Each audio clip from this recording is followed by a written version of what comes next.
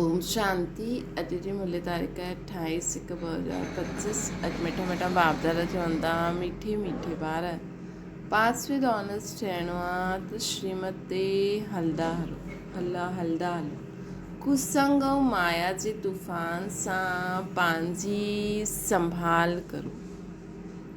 Pass with honours थियणो आहे त श्रीमत ते हलंदा रहो।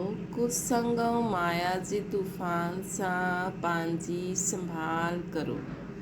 प्रश्न: बाबा ॿारनि जी छा सेवा कई जो ॿारनि खे बि करणी आहे? उत्तर: बाबा लाडला ॿार चई करे हीरे जहिड़ो ठाहिण जी सेवा कई। ईअं असां ॿारनि खे बि पंहिंजे मिठे भाइनि खे हीरे जहिड़ो ठाहिणो आहे। इन में कोई तकलीफ़ जी ॻाल्हि न आहे, सिर्फ़ु चइणो आहे कि बाप खे यादि करो त हीरे जहिड़ा ठही वेंदव। प्रश्न ॿियो: बाबा जो कहिड़ो हुकुम पंहिंजे ॿारनि खे ॾिनो अथई? उत्तर: ॿार त सची कमाई करो ऐं करायो। तव्हांखे कंहिंखां बि उधार वठण जो हुकुम न आहे। तव्हां सची कमाई करो ऐं करायो। तव्हांखे कंहिंखां बि उधार वठण जो हुकुम न आहे। गीता हिन पाप जी दुनिया सां। ओम शांति। नई दुनिया में हलण वारा मिठा मिठा रूहानी ॿारनि प्रति बाप गुड मॉर्निंग चवनि था। रूहानी ॿार नंबरवार पुरुषार्थ अनुसार ॼाणंदा आहिनि कि बरोबर असां हिन दुनिया खां दूर वञूं था। किथे? पंहिंजे स्वीट साइलेंस होम में। शांतीराम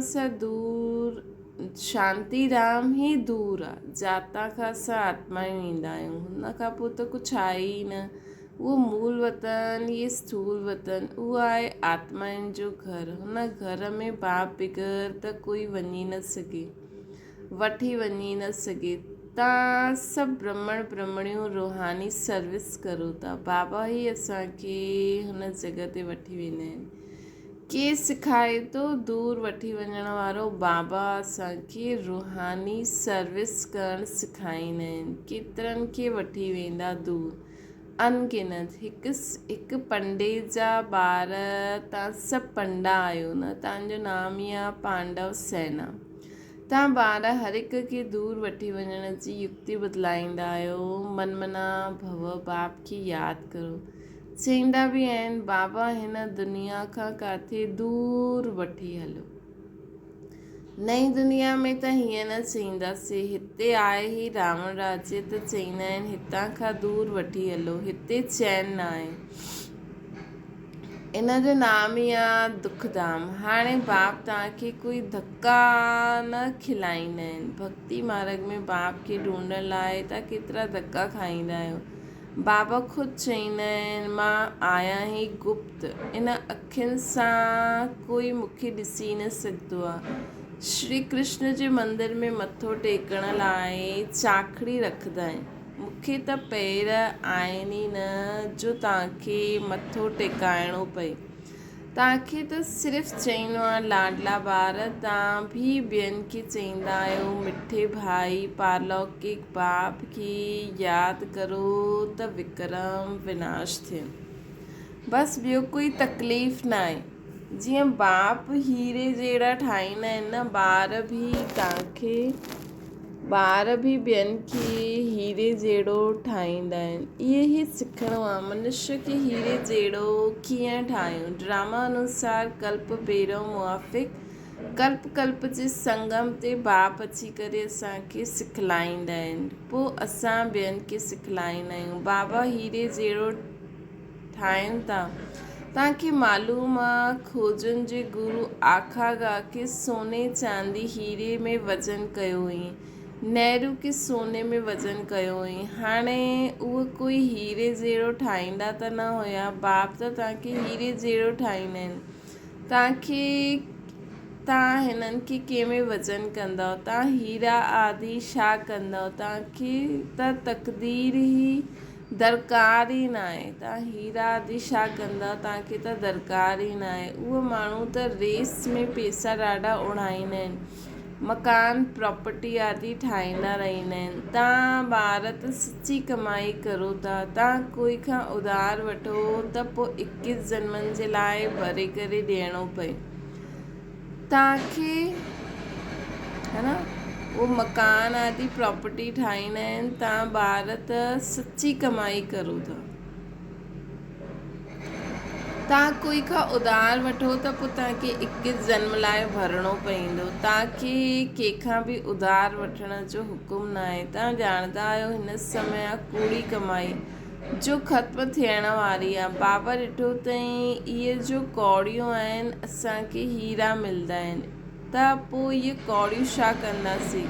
छो न बाप सां बेहद जो वरसो वठूं। खाइण त मिलणो ई, रोटी त मिलणी ई आहे। हिकु महावाक्य आहे न, हथ जिन जो ईअं पेरो पूर उहो पाए वठंदा आहिनि। बाबा खे शराफ़ बि चईंदा आहिनि त बाप चईंदा आहिनि तव्हांजी पुराणी चीजूं एक्सचेंज कंदो आहे। कोई मरंदो आहे त पुराणी चीजूं करनी घोर के ॾींदा आहिनि न। बाबा चईंदा आहिनि मां तव्हां सां वठंदो आहियां, इहे सैंपल ॾिसो। द्रौपदी बि हिकु त न हुई न, तव्हां सभु द्रौपदियूं आहियो। ॾाढा पुकारंदा आहिनि बाबा असांखे नंगनि थियण सां बचायो। बाबा केतिरो प्यार सां सम्झाईंदा आहिनि, ॿार इहे अंतिम जन्म पवित्र ठहो। बाप चईंदा आहिनि न ॿारनि खे कि मुंहिंजी दाढ़ी जी लाज रखो, कुल खे कलंक न लॻायो। तव्हां मिठा मिठा ॿारनि खे केतिरो फ़ख़ुरु हुजणो खपे। बाप तव्हांखे हीरे जहिड़ो ठाहींदा आहिनि, इनखे बि उहा बाप हीरे जहिड़ो ठाहींदा आहिनि। ब्रह्मा बाबा खे यादि उन्हनि खे करिणो आहे। इहा बाबा ब्रह्मा चईंदा आहिनि मूंखे यादि करण सां तव्हांजा विक्रम विनाश न थींदा। मां तव्हांजो गुरू न आहियां। उहा असांखे सिखलाईंदा आहिनि, असां पोइ तव्हांखे सिखलाईंदा आहियूं। हीरे जहिड़ो ठहिणो आहे त बाप खे यादि करो। बाबा सम्झायो अथई भक्ति मार्ग में भल कोई देवता जी भक्ति कंदा रहंदा आहिनि, पोइ बि बुद्धि दुकान धंधे आदि तरफ़ भॼंदी रहंदी आहे, छो जी हुन सां आमदनी थींदी आहे न। बाबा पंहिंजो अनुभव बि ॿुधाईंदा आहिनि कि जॾहिं बुद्धि हेॾे होॾे भॼंदी हुई त पंहिंजो पाण खे चमाट मारंदा हुआ। इहा यादि छो ईंदी आहे त हाणे असां आत्माउनि खे हिकु बाप खे यादि करिणो आहे, परंतु माया घड़ी घड़ी बुलाए ॾींदी आहे। गुस्सो लॻंदो आहे, माया बुद्धि योग तोड़े ॾींदी आहे, है न। माया घड़ी घड़ी बुलाए ॾींदी आहे, गुस्सो लॻंदो आहे, माया बुद्धि योग तोड़े ॾींदी आहे। ईअं पाण सां गॾु ॻाल्हियूं करणियूं खपनि। बाप चईंदा आहिनि हाणे पंहिंजो कल्याण करो त ॿियनि जो बि कल्याण करो। सेंटर खोलो। अहिड़ा ॾाढा ॿार चईंदा आहिनि बाबा फलानी जॻह सेंटर खोलां, त बाप चईंदा आहिनि मां त दाता आहियां, असांखे कुझु दरकार न आहे। इहे मकान आदि बि तव्हां ॿारनि जे लाइ ठाहींदो आहियां। शिव बाबा त तव्हांखे हीरे जहिड़ो ठाहिणा आहिनि। तव्हां जो कुझु कंदा आहियो उहो तव्हांजे ई कमु ईंदो आहे। इहे कोई गुरू न आहे जो चेलो आदि ठाहे। मकान ॿार ई ठाहींदा आहिनि पंहिंजे रहण जे लाइ, है न। इहे कोई गुरू न आहे जो चेलो आदि ठाहे। मकान ॿार ई ठाहींदा आहिनि पंहिंजे रहण जे लाइ। हा, ठाहिण वारा जॾहिं ईंदा आहिनि त ख़ातिरी कबी आहे कि तव्हां हुन में मथे में नए मकान में वञी करे रहो। कोई त चईंदा आहिनि असां नए मकान में छो रहूं, असांखे त पुराणो ई सुठो लॻंदो आहे। जीअं तव्हां रहंदा आहियो असां बि रहंदासीं। पंहिंजो असांखे कोई अहंकार न आहे, मां त दाता आहियां। असांखे कोई अहंकार न आहे कि मां त दाता आहियां, बाप दादा ई न रहंदा आहिनि त मां छो रहां। असांखे बि पाण सां गॾु रखो। जेतिरो तव्हां नज़दीक ईंदा वेंदव ओतिरो सुठो आहे। बाप सम्झाईंदा आहिनि जेतिरो पुरुषार्थ कंदव त सुखधाम में ऊच पद पाईंदव। स्वर्ग में त सभु ईंदा न, जेका बि बाबा जो ज्ञान ॿुधनि था। भारतवासी स्वर्ग में त सभु ईंदा न, मतिलबु जो ज्ञान में ॿुधनि था उहो त ईंदा, बाक़ी त सभु न ईंदा। भारतवासी ॼाणंदा आहिनि भारत पुण्य आत्माउनि जी दुनिया हुई, पाप जो नाम न हुयो, हाणे त पाप आत्मा ठही आहिनि। इहा आहे ई रावण जो राज्य। सतयुग में रावण हूंदो न आहे, रावण राज्य हूंदो ई आहे अधु कल्प पोइ। बाप एतिरो सम्झाईंदा आहिनि त बि सम्झंदा न आहिनि। कल्प कल्प ईअं थींदो आयो आहे, नई ॻाल्हि न आहे। तव्हां प्रदर्शनी कंदा आहियो, केतिरा ढेर ईंदा आहिनि, प्रजा त ॾाढी ठहींदी आहे। हीरे जहिड़ो ठहिण में त टाइम लॻंदो आहे न, प्रजा ठही वञे उहो बि सुठो। हाणे आहे ई क़यामत जो समय, सभिनि जो हिसाब किताब चुकतो थींदो आहे। 8 जी माला जो ठहियलु आहे उहो पास विद ऑनर्स जी आहे। 8 दाणा ई नंबर 1 में वेंदा आहिनि, जंहिंखे जरा बि सज़ा न मिलंदी आहे। कर्मातीत अवस्था खे पाए वठंदा आहिनि, पोइ 108 नंबर वार त चईंदा। इहे ठहियलु अनादि ड्रामो आहे, जंहिंखे साक्षी थी करे ॾिसंदा आहियूं कि केरु सुठो पुरुषार्थ कंदा आहिनि। कोई ॿार पुठियां आया आहिनि, श्रीमत ते हलंदा रहंदा आहिनि। ईअं ई श्रीमत ते हलंदा रहो त पास विद ऑनर्स ठही 8 जी माला में अची सघंदा आहियो। हा, हलंदे हलंदे कॾहिं ग्रहचारी बि अची वेंदी आहे। इहा उतार चढ़ाई सभिनि जे अॻियां ईंदी आहे। इहा कमाई आहे न, कॾहिं ॾाढी ख़ुशी में रहंदा, कॾहिं घटि। माया जे तूफ़ान अथवा कुसंग पुठियां हटाए ॾींदा आहिनि, ख़ुशी गुम थी वेंदी आहे। ॻायल बि आहे न, संग तारे कुसंग बोरे। हाणे रावण जो संग बोरे, राम जो संग तारे। रावण जी मत सां ईअं ठहिया आहियूं न। देवताऊं बि वाम मार्ग में वेंदा आहिनि, उन्हनि जे चित्र कहिड़ा गंदा ॾेखारींदा आहिनि। इहा निशानी आहे वाम मार्ग में वञण जी। भारत में ई राम राज्य हुयो, भारत में हाणे रावण राज्य आहे। रावण राज्य में 100% दुखी थी वेंदा आहिनि। इहे खेल आहे। इहे नॉलेज कंहिंखे बि सम्झाइण केतिरो सहज आहे। हिकु नर्स बाबा जे साम्हूं वेठी हुई। बाबा हिन बच्ची खे चईंदा आहिनि, तव्हां नर्स आहियो, उहो सर्विस बि कंदा रहो, साथ साथ तव्हां इहा सर्विस बि करे सघंदा आहियो। पेशेंट खे बि ज्ञान ॿुधाईंदा रहो कि बाप खे यादि करो त विक्रम विनाश थींदा, पोइ 21 जन्मनि जे लाइ तव्हां रोगी न ठहींदा। योग सां ई हेल्थ ऐं हिन 84 जे चक्कर खे ॼाणण सां वेल्थ मिलंदी आहे। तव्हां त ॾाढी सर्विस करे सघंदा आहियो, ॾाढनि जो कल्याण कंदा। पैसा बि जो मिलंदा आहिनि उहे हिन रूहानी सेवा में लॻायो। वास्तव में तव्हां बि सभु नर्स आहियो न। छी गंदे मनुष्य खे देवता ठाहींदा आहियो। इहे नर्स साम्हूं समान सेवा थी। बाप बि चईंदा आहिनि, मूंखे पतित मनुष्य सॾु कंदा आहिनि कि अची करे पावन ठाहियो। तव्हां बि रोगियुनि जी इहा सेवा करो, तव्हां ते कुर्बान वेंदा। तव्हांजे द्वारा साक्षात्कार बि थी सघंदो आहे कि असांखे कहिड़े रोगियुनि जी सेवा करणी आहे। पतित विकारी रोगियुनि जी। अगरि योग युक्त थी वॾा सर्जन आदि हूंदा त वॾा सर्जन आदि सभु तव्हांजे चरणनि में अची करे पईंदा। तव्हां करे ॾिसो, हिते बादल ईंदा आहिनि रिफ्रेश थियण, पोइ वञी करे वर्षा करे ॿियनि खे रिफ्रेश कंदा आहिनि। कई ॿारनि खे इहे बि पतो न रहंदो आहे कि बरसाति किथां खां ईंदी आहे। चईंदा आहिनि इंद्र वर्षा कंदा आहिनि, इंद्र धनुष चईंदा आहिनि।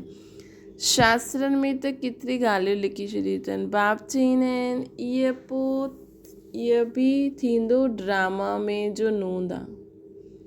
इहा बि थींदो आहे ड्रामा में जो नूंद आहे। असां कंहिंजी ग्लानी न कंदा आहियूं। इहो ठहियलु ड्रामो अनादि ड्रामो आहे। सम्झाइबो आहे कि इहा भक्ति मार्ग आहे न। चईंदा बि आहिनि ज्ञान भक्ति वैराग्य। तव्हां ॿारनि खे हिन पुराणी दुनिया सां वैराग्य आहे न। बाप तव्हां मरी वई दुनिया। आत्मा शरीर सां अलॻि थी वई त दुनिया ई खलास थी वेंदी आहे। बाप ॿारनि खे सम्झाईंदा आहिनि, मिठे ॿार पढ़ाई में गफ़लत न करो, सॼो मदार पढ़ाई ते आहे। बैरिस्टर कोई त 1 लख रुपए कमाईंदो आहे, कोई बैरिस्टर खे पाइण लाइ कोट बि न हूंदो आहे। पढ़ाई ते सॼो मदार आहे। ये पढ़ाई त ॾाढी सहज आहे, सुदर्शन चक्रधारी ठहिणो आहे, है ना। ये पढ़ाई त ॾाढी सहज आहे, सुदर्शन चक्रधारी ठहिणो आहे। सतयुग त्रेता द्वापर कलयुग अर्थात पंहिंजे 84 जन्मनि जे आदि मध्य अंत खे ॼाणणो। हाणे हिन सॼे झाड़ जी जर्जरीभूत अवस्था आहे, फाउंडेशन आहे न। ये पढ़ाई त ॾाढी सहज आहे, सुदर्शन चक्रधारी ठहिणो आहे, अर्थात पंहिंजे 84 जन्मनि जे आदि मध्य अंत खे ॼाणणो। हाणे हिन पढ़ाई इन सॼे झाड़ जी जर्जरीभूत अवस्था आहे, फाउंडेशन त आहे न। बाक़ी सॼो झाड़ बीठो आहे। वैसे ये आदि सनातन देवी देवता धर्म जो हुयो, थुर हुयो, हाणे उहा आहे न। धर्म भ्रष्ट कर्म भ्रष्ट ठही विया आहिनि। मनुष्य कंहिंजी सदगति कंहिंखे सदगति ॾेई न सघंदो आहे। बाप वे इहे सभु ॻाल्हियूं सम्झाईंदा आहिनि, तव्हां सदा जे लाइ सुखी ठही वेंदा आहियो। हाणे अकाले मृत्यु न थींदी आहे, फलानो मरी वियो, इहे अक्षर हुते चईंदा न आहिनि। त बाप राय ड्राए ॾींदा आहिनि, ॾाॾनि खे रास्तो ॿुधाईंदा त उहा तव्हां ते क़ुर्बान जी वेंदा, जे कंहिंखे साक्षात्कार बि थी वेंदो। साक्षात्कार सिर्फ़ु एम ऑब्जेक्ट आहे, उन जे लाइ पढ़णो त पए न। पढ़ण बग़ैर थोरी बैरिस्टर ठही वेंदो। ईअं न कि साक्षात्कार थियो माना मुक्ति थी, मीरा खे साक्षात्कार थियो, ईअं न कि श्री कृष्णपुरी में हली वई। नौदा भक्ति करण सां साक्षात्कार थींदो आहे। हिते पोइ आहे नौदा यादि। सन्यासी पोइ ब्रह्म ज्ञानी तत्व ज्ञानी ठही वेंदा आहिनि। बसि ब्रह्म में लीन थियणो आहे। हाणे ब्रह्म त परमात्मा न आहे।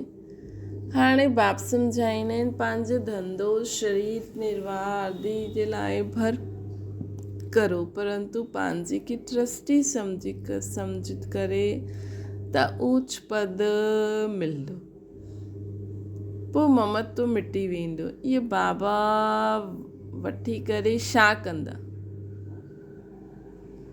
है न। इन्हनि त सभु कुझु छॾियो आहे, घर बार व महल आदि त ठाहिणो न आहे। इहे मकान ठाहींदा आहिनि छो जी ढेर ॿार ईंदा। आबू रोड खां हिते ताईं क्यू लॻंदी। तव्हांजो हाणे प्रभाव निकितो आहे त मथो ई ख़राबु करे ॾींदा। अगरि हाणे निकिरी, पहिरियों जो समय हाणे त निकिरे थो, वॾा आदमी ईंदा त भीड़ थी वेंदी न। तव्हांजे प्रभाव पिछाड़ी में निकिरणो आहे, हाणे न। बाप खे यादि करण जो अभ्यास करिणो आहे ताकी पाप कटिजी वञनि। ईअं रियाद में शरीर छॾिणो आहे। सतयुग में शरीर छॾंदासीं, सम्झदा हिकु शरीर छॾे ॿियो नयो वठिणो आहे।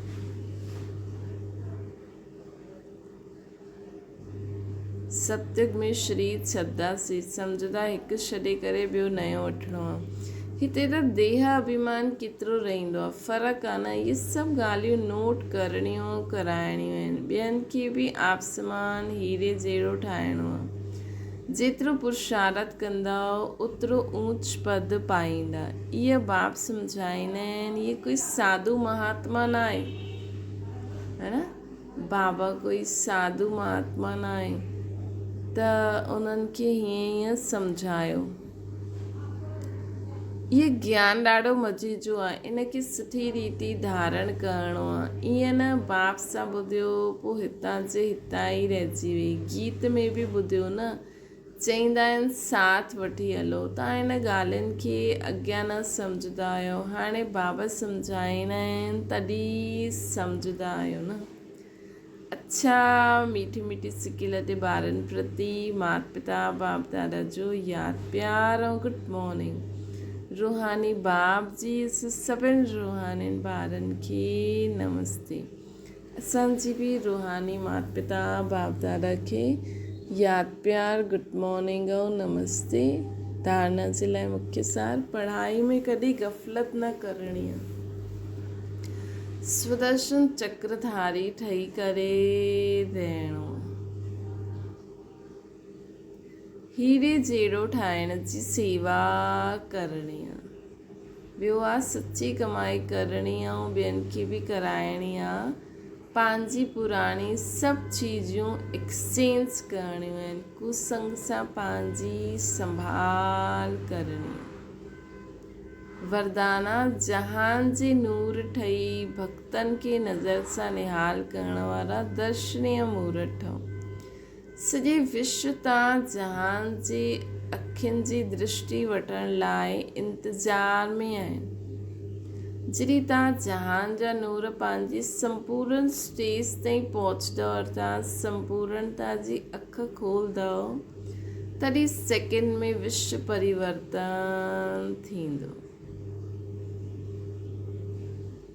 न जॾहिं असांजी संपूर्णता जी अख खुलंदी कि मां आत्मा केरु, मास्टर गॉड, तॾहिं विश्व परिवर्तन थींदो। पोइ तव्हां दर्शनीय मूर्त आत्मायूं पंहिंजी नज़र सां भक्त आत्माउनि खे निहाल करे सघंदा।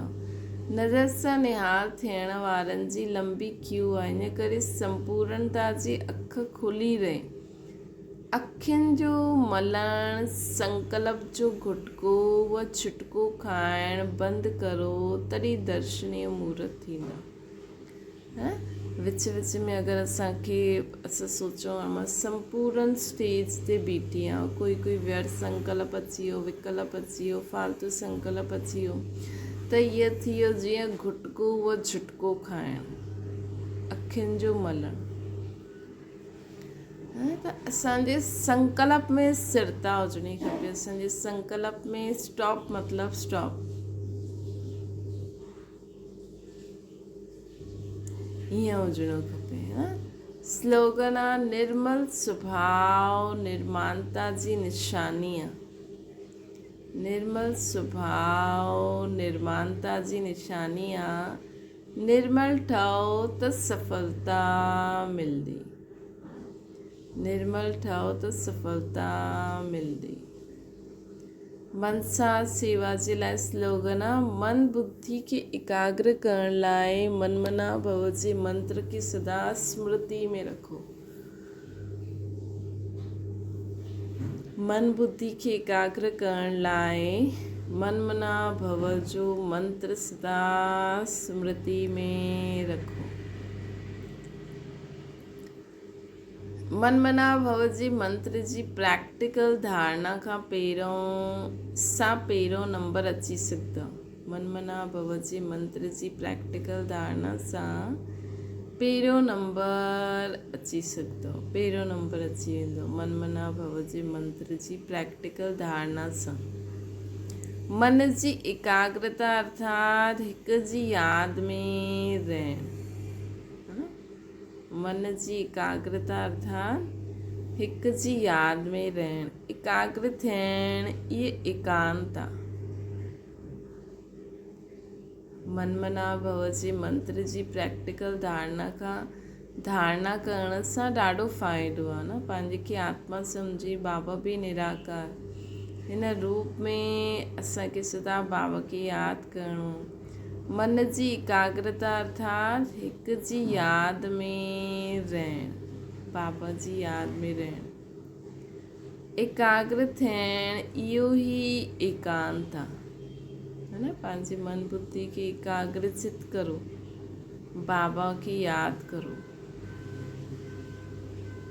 बसि ॿियो कोई संकल्प न, बुद्धि परम धाम में बाबा वटि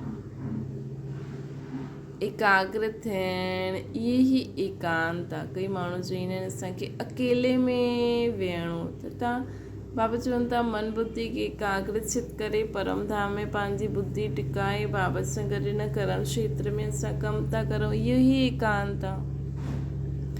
जॾहिं सर्व आकर्षणनि जे वाइब्रेशन सां अंतर्मुखी ठहींदा तॾहिं मनसा द्वारा पूरे विश्व खे सकाश ॾियण जी सेवा करे सघो है न। मनसा सेवा अर्थात शांति जे सागर खे एकाग्रचित यादि कंदासीं त ऑटोमेटिकली वाइब्रेशन फैलंदा रहंदा है न। असांखे कुझु करण जी दरकार न पवंदी। त हिन रीति असांखे छा करिणो आहे, पंहिंजे मन बुद्धि खे एकाग्रचित करे ऐं उहो कॾहिं थींदासीं जॾहिं सर्व आकर्षण जे वाइब्रेशन सां अंतर्मुखी ठहींदासीं, तॾहिं एकाग्रचित थी करे बाबा खे यादि करे सघंदासीं ऐं पूरे विश्व खे बि लाइटमय ॾेई सघंदासीं। अच्छा, ओम शांति। बाबा खे यादि करो,